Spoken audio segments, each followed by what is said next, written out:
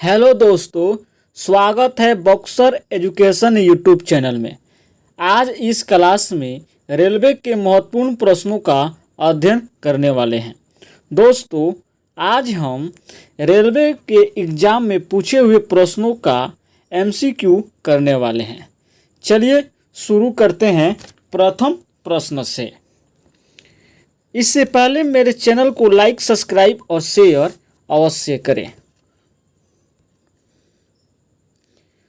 253 Celsius पर जल की भौतिक स्थिति क्या है?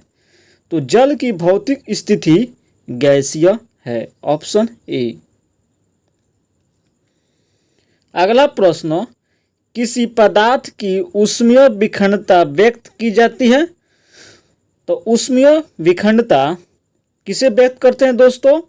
ऊष्मीय चालकता बटा द्रव्यमान घनत्व इनटू विशिष्ट से व्यक्त किया जाता है, अर्थात K बटा PC। अगला प्रश्न, ऊष्मागतिकी की शून्य नियम डैश के माप पर आधार तैयार करता है? तो यह तापमान के माप के आधार पर तैयार करता है। अगला प्रश्न, किसी ठोस धातु का ऊष्मीय चालकता समांतर बढ़ते तापमान के साथ क्या होता है दोस्तों? यह घटेगा। अगला प्रश्न, विकिरण द्वारा ऊष्मा का स्थानांतरण मुख्य रूप से निर्भर रहता है? तो यह मुख्य रूप से इसके तापमान पर, पिंड की प्रकृति पर और इसके पृष्ठ के विस्तार एवं प्रकार पर, उपरोक्त सभी पर निर्भर करता है। अगला प्रश्न, एक ऊष्मागतिकी प्रणाली में वह प्रक्रिया जिसमें आयतन अस्थायी रहता है वह डैश प्रक्रिया कहलाती है? तो यह सममितीय प्रक्रिया कहलाती है।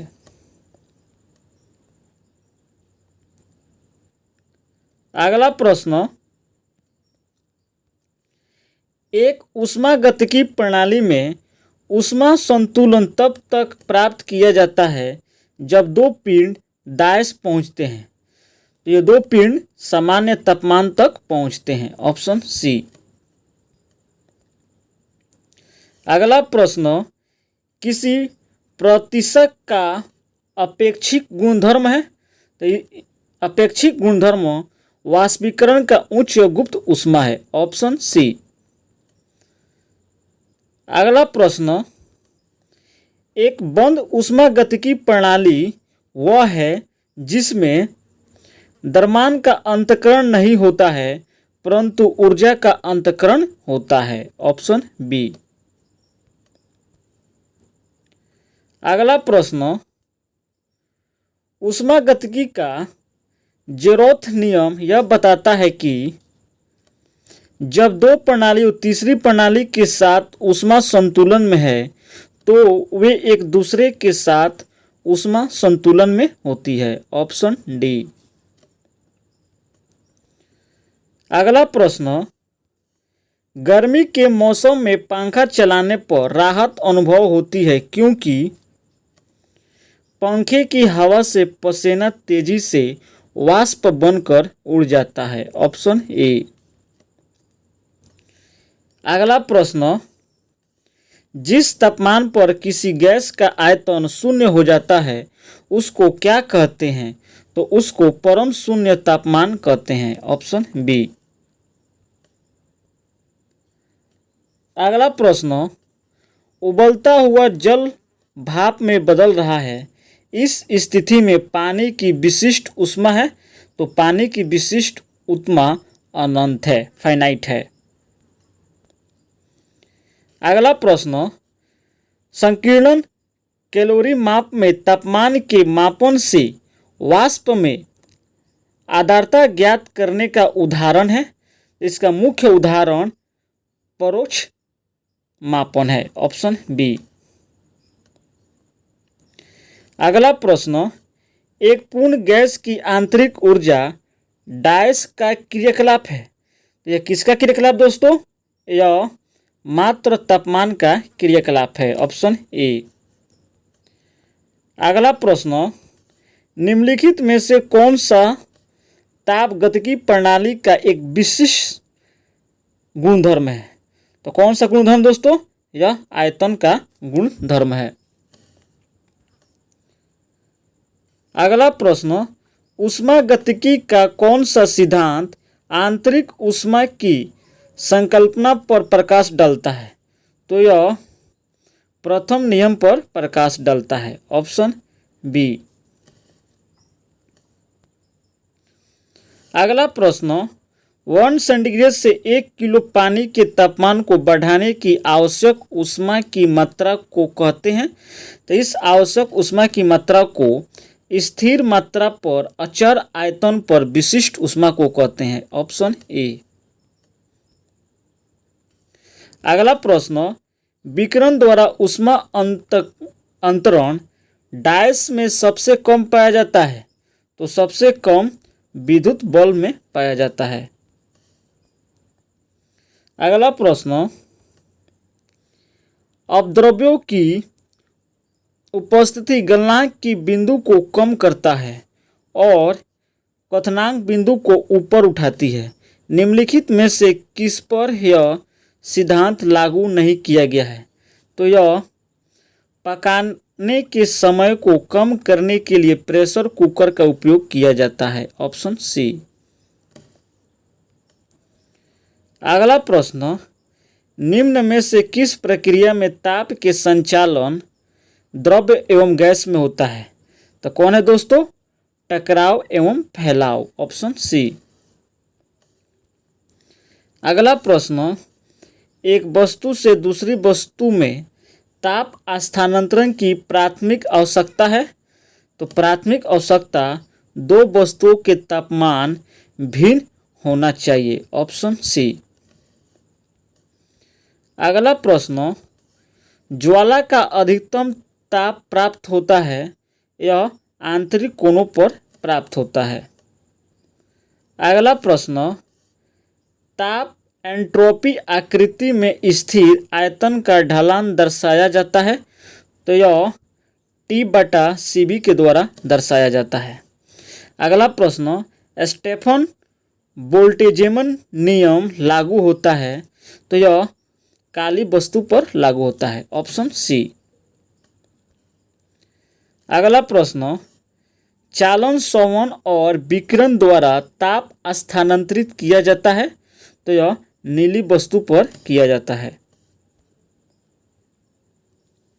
अगला प्रश्न, जब एक माँ एक निश्चित तापमान पर ओवन को केक बनाने के लिए तपा रही थी, तो बेटी ऊष्मा और तापमान के बीच में अंतर जानना चाहती थी। माँ के उत्तर के रूप में कौन सा कथन असत्य है? तो असत्य कथन कौन है दोस्तों? ऊष्मा और तापमानों के बीच प्रवाहित होते हैं, ऑप्शन सी। यह कथन गलत है। अगला प्रश्न, ऊष्मागतिकी का 6वां नियम निम्न में से किसके माप का आधार बनाता है? तो यह तापमान के माप के आधार बनाता है। अगला प्रश्न, कुल ताप स्थानांतरण की अवधारणा का प्रयोग किया जाता है, तो यह चालन और संवहन की ताप स्थानांतरण की संयुक्त प्रणाली में किया जाता है, ऑप्शन डी। अगला प्रश्न, तापमान बढ़ाने पर गैसों की गतिशीलता क्या होती है दोस्तों? यह बढ़ती है, ऑप्शन बी।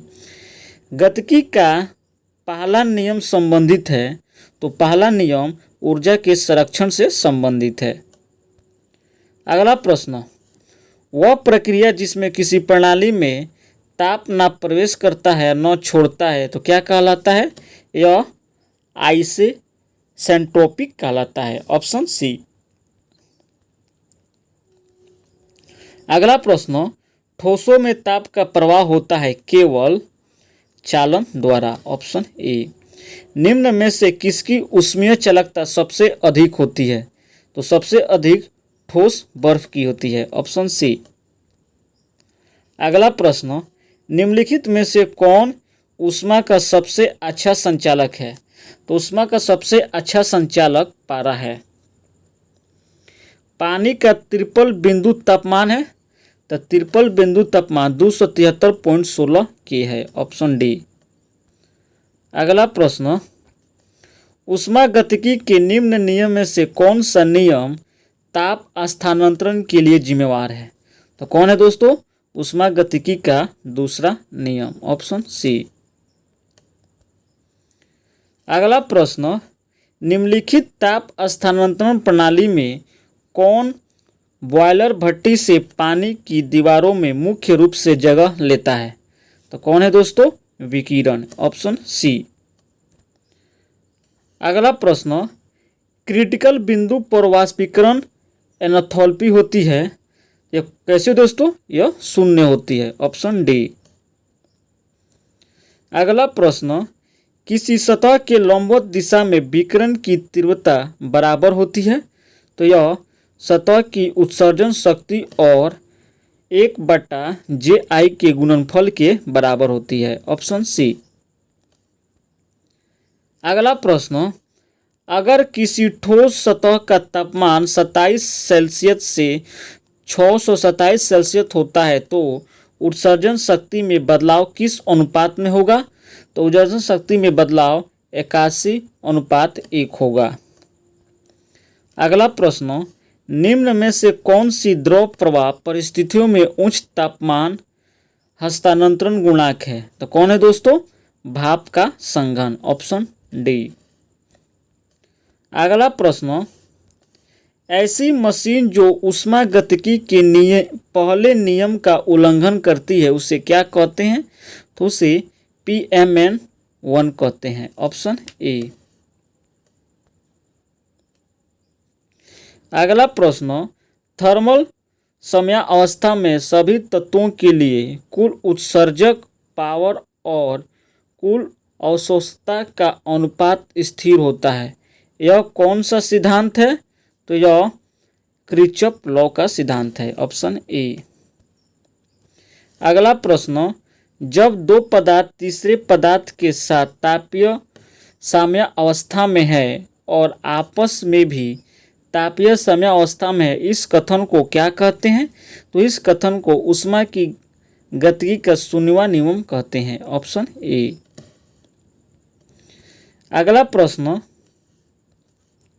आपको निम्नलिखित यौगिक दिए गए हैं, इन यौगिकों की घटती अम्लता का सही क्रम होगा?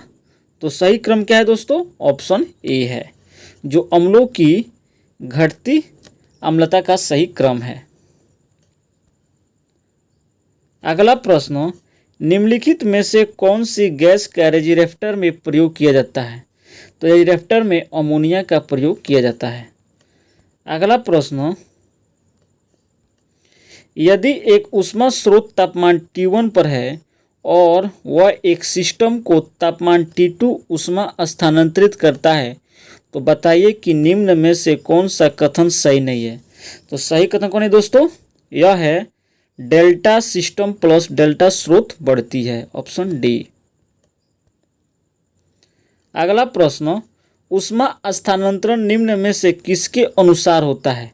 तो यह ऊष्मीय गति दूसरे नियम के अनुसार होता है। अगला प्रश्न, निम्न में से कौन सी ऊष्मा स्थानांतरण की विधि नहीं है? तो कौन है दोस्तों? वह है संघन। थर्मल चालकता और विद्युत चालकता का अनुपात क्या है? तो इसका अनुपात लॉरेंज संख्या है, ऑप्शन सी। अगला प्रश्न, एक विद्युतीय संयंत्र किरचॉफ के संधि नियम और लूप नियम आधारित हैं, तो क्रमशः क्या है दोस्तों? आवेश का संरक्षण और ऊर्जा का संरक्षण, ऑप्शन डी। अगला प्रश्न, निम्न में से कौन सा कथन सही है? तो सही कथन कौन दोस्तों? वाष्पीकरण आलेख का स्लोप हमेशा नकारात्मक होता है, ऑप्शन ए, यह कथन सत्य है। अगला प्रश्न, पानी से भरे बर्तन में उबाल लाने हेतु ऊष्मा स्थानांतरण की कौन सी प्रमुख विधि का इस्तेमाल होता है? तो इसमें संवहन विधि का इस्तेमाल होता है। अगला प्रश्न, किसी भी ऊष्मागतिकी प्रक्रिया में टी आरेख वक्र के तहत का क्षेत्र क्या दर्शाता है? तो यह अस्वीकृत और अवशोषित की गई ऊष्मा, ऑप्शन डी। निम्नलिखित में से किन वस्तुओं में प्रवाहकत्व ऊष्मा के स्थानांतरण के कारण ऊष्मा ऊर्जा प्रसार न्यूनतम है? तो किसमें दोस्तों? हवा में। अगला प्रश्न, ऊष्मा स्थानांतरण सतह पर निम्न में से किस कारण से फिन्स प्रदान किए जाते हैं? तो यह ऊष्मा के स्थानांतरण की दर को बढ़ावा देने हेतु सतह क्षेत्र में वृद्धि करना, ऑप्शन सी। अगला प्रश्न, एक डीसी मोटर का काउंटर ईएमएफ क्या है दोस्तों? तो यह ऊर्जा रूपांतरण में सहायता करता है, ऑप्शन सी। अगला प्रश्न, एक ट्रांजिस्टर एक परिपथ में किसके द्वारा नष्ट हो सकता है? तो यह अत्यधिक गर्मी से नष्ट हो सकता है, ऑप्शन ए। दो बुनियादी प्रकार के फील्ड प्रभाव ट्रांजिस्टर हैं, तो यह क्या है दोस्तों? एन और पी चैनल, ऑप्शन डी। अगला प्रश्न, किसी वाष्पशील घटक को उसके गैर वाष्पशील विलय से पृथक्कृत करने के लिए निम्नलिखित में से किस विधि का उपयोग किया जाता है? तो इसमें वाष्पीकरण विधि का उपयोग किया जाता है। अगला प्रश्न, डायस पदार्थ का वाष्पीकरण हो जाता है, तो किस पदार्थ का दोस्तों वाष्पीकरण होता है? यह इसके कथ्यांक से नीचे ताप पर होता है, ऑप्शन ए। अगला प्रश्न, किसी तरल पदार्थ के उसके क्वथनांक से कम ताप पर वाष्प में बदलने की परिघटना को क्या कहते हैं? इस घटना को वाष्पीकरण कहते हैं। अगला प्रश्न, दिए गए तापमान पर किसी गैस, द्रव या ठोसों के कणों में अलग अलग मात्रा में डायस होती है, तो अलग अलग मात्रा में क्या होती है दोस्तों? गति ऊर्जा होती है।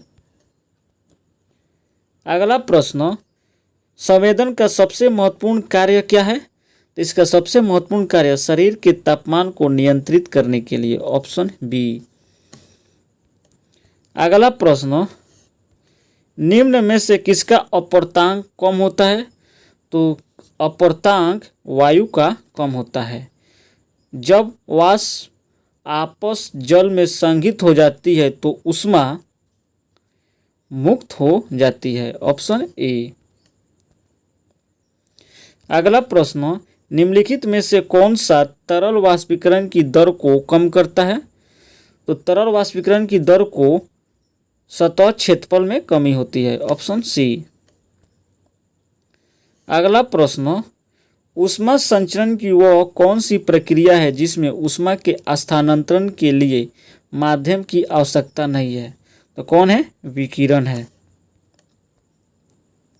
अगला प्रश्न, क्वथनांक से नीचे किसी भी तापमान में द्रव को परिवर्तित करने की प्रवृत्ति को डायस कहा जाता है।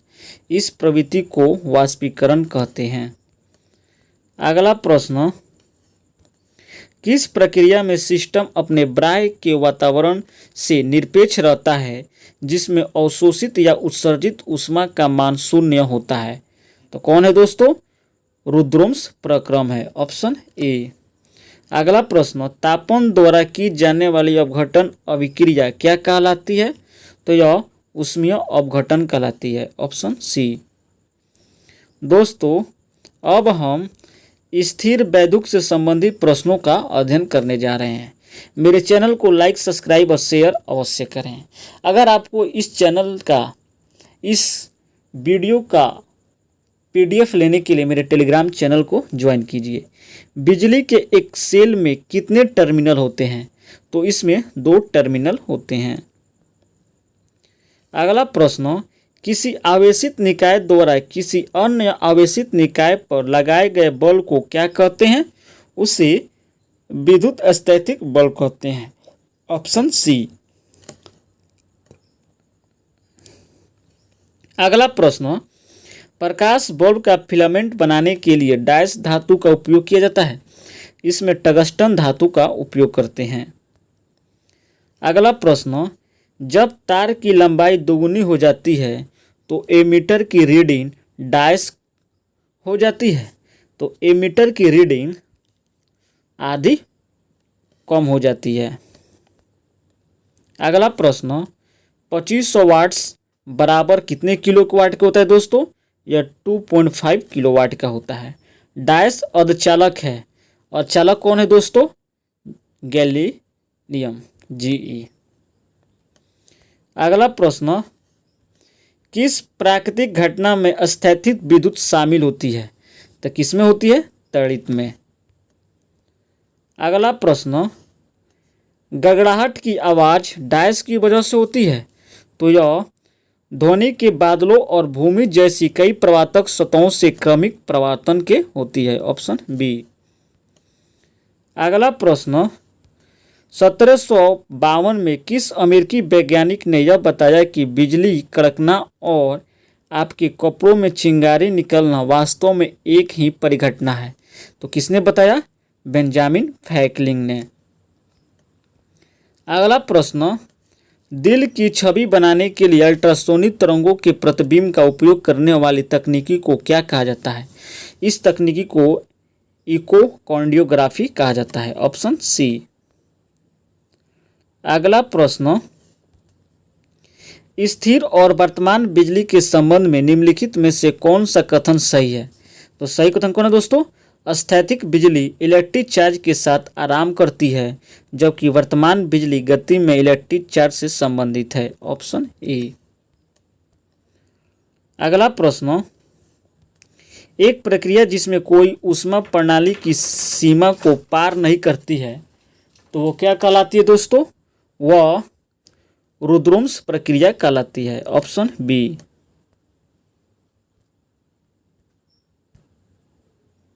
अगला प्रश्न, मानव शरीर का सामान्य ताप क्या है?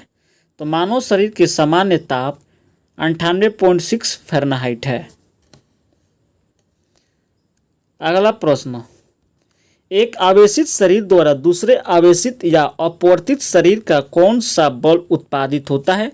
इसमें स्थिर वैद्युतीय बल उत्पादित होता है। अगला प्रश्न, जब लवण जल का विद्युत अपघटन होता है तो कैथोड पर गैस X बनती है, जो बर्निंग सिप्टलर को इसके पास लाने पर पॉप संधि उत्पन्न करती है। गैस X कौन सी है? तो X गैस H2O अर्थात हीलियम है। धन्यवाद दोस्तों। मेरे चैनल को लाइक, सब्सक्राइब और शेयर अवश्य करें।